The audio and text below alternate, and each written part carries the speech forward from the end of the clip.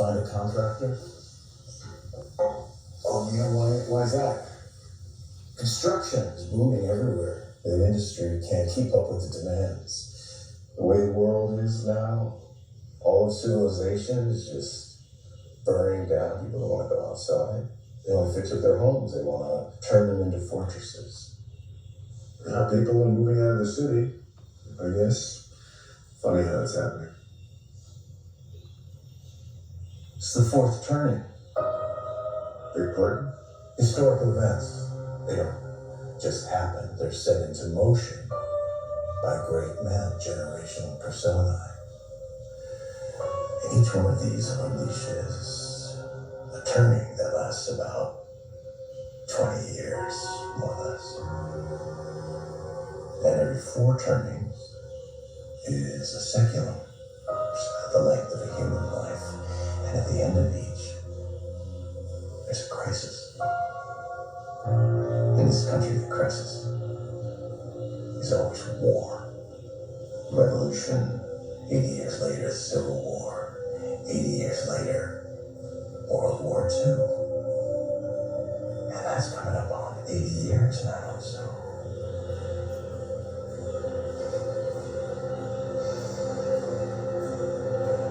Something's about to happen. We could witness an event that could incite widespread conflict and violence throughout the Middle East, the likes of which we've never seen before. We're talking about the deaths of millions of people, not just in the Middle East, but around the world. Because it's not going to stop there. It's only where it starts.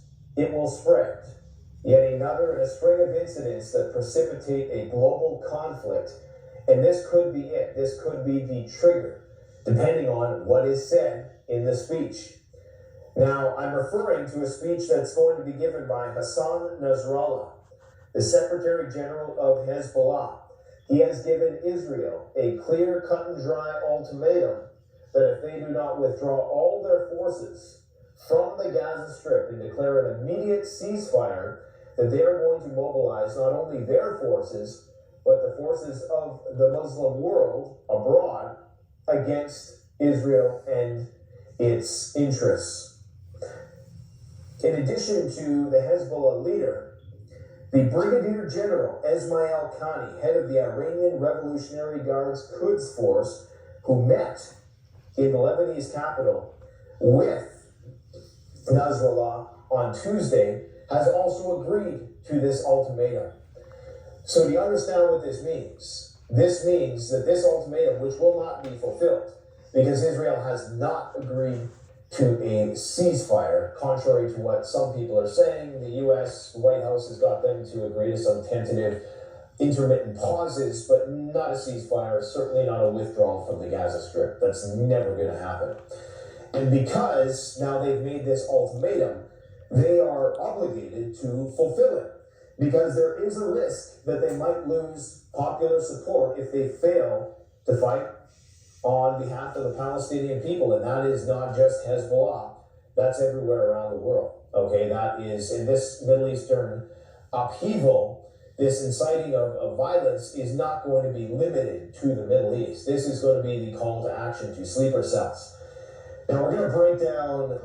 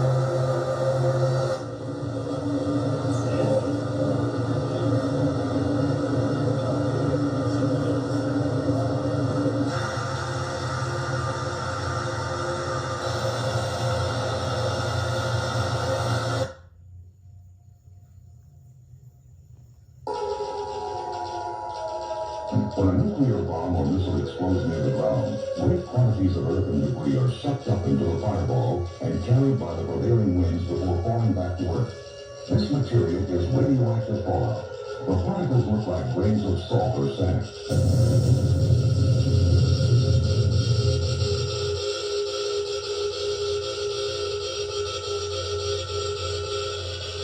What's going on, guys? It's Greg here, aka NY. So, last night, the U.S. House of Representatives passed a resolution declaring that a nuclear-armed Iran cannot be permitted under any circumstances, and that the U.S. will use all means necessary to prevent that outcome. So this is huge news, guys. This is basically a declaration of war against Iran by the U.S. House of Representatives. So the resolution on Iran's nuclear program passed by 354 to 53 votes. Only 50 Democrats, largely progressives, and 3 Republicans opposed this resolution. The legislation declares that it is U.S. policy that a nuclear-armed Iran cannot be permitted under any circumstances, and that the U.S. will use all means necessary to prevent that outcome. It also expresses American support for the freedom of action of partners and allies, including Israel, to prevent Iran from obtaining a nuclear weapon. So this is huge news, guys. Not only does this resolution say that the U.S. can use all means necessary to prevent Iran from getting nuclear weapons, but that it will also allow Israel and other allies to take action against Iran to prevent them from getting a nuclear weapon.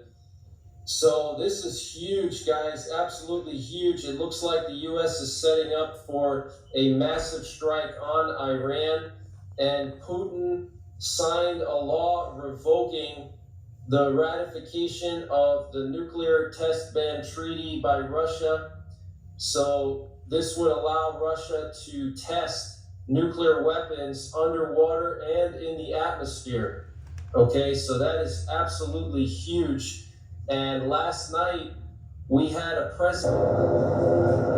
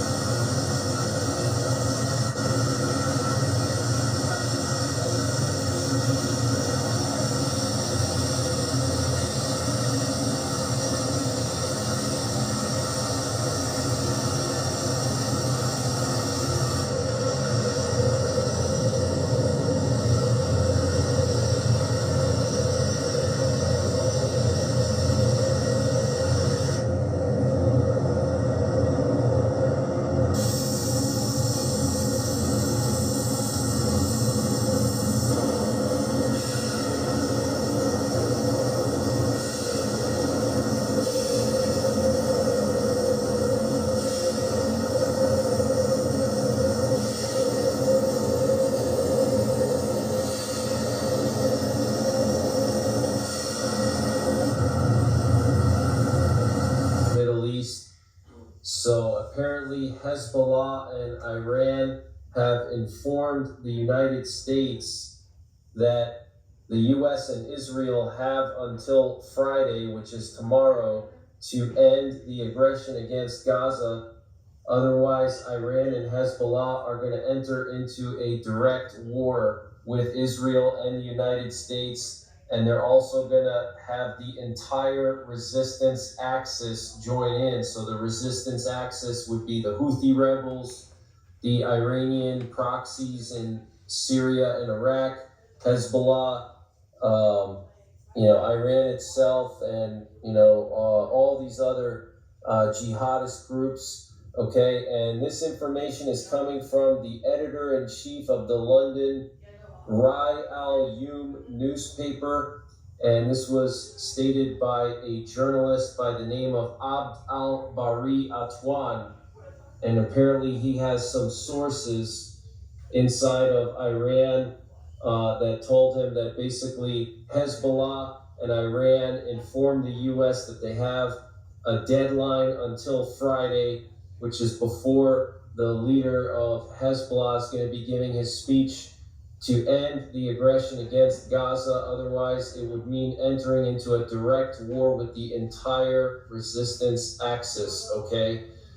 So something could pop off tomorrow, guys, okay? We also have some concerning information coming from various Iranian Telegram channels saying that Iran has put their missile, rocket, and drone bases. And we also have some concerning information coming from Iranian Telegram channels, and they're saying that Iran and the resistance axis has put their missile, rocket, and drone bases on full alert, okay? And also CIA sources are reporting that several Iranian proxies are preparing for a full-scale war against Israel, okay? So things are about to escalate. I think tomorrow might be the day that things pop off. We're going to have the leader of Hezbollah making a speech tomorrow morning at 9 a.m. Eastern time. So many people think he's going to declare war on Israel. And what you're looking at here are 3 Russian military transport planes. These are the Ilyushin 76TD planes. These are used by the Russian Ministry for Emergency Situations. And right now they're flying towards Turkey and Syria. My guess is they're going to be going to Syria to reinforce Syria and provide some weapons potentially for the Syrian regime and for maybe even Hezbollah and the Iranian proxies that are about to go to war with the U.S. So this is very, very strange, guys, to have these 3 Russian Ministry for Emergency Situations planes going down into the Middle East in the middle of the night, right before Hezbollah's leader is going to make that big speech, okay? So I think something's going to pop off tomorrow, and when it does, you can count on me to go live to cover the situation.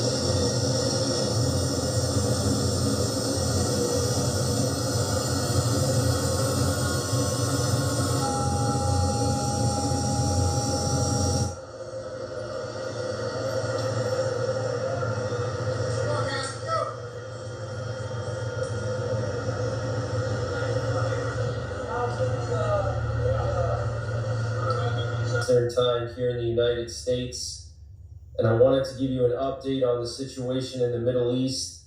So this morning, the leader of Hezbollah gave his speech. So I want to read to you some of the most important things he said. But basically, to summarize his speech, he said that Hezbollah already declared war on Israel on October 8th. So they've already been at war with Israel since October 8th. And to me, it sounds like this was just like a final warning to Israel and the United States, basically saying that if the US and Israel continue to push into Gaza, then Hezbollah is going to step up their attacks on Israel, okay? So a lot of people were saying that his speech was weak and he showed weakness, but I didn't get that at all. He said a lot of strong words here that were very concerning. So before I read to you the most important things he said, I just want to show you what we have going on over the U.S.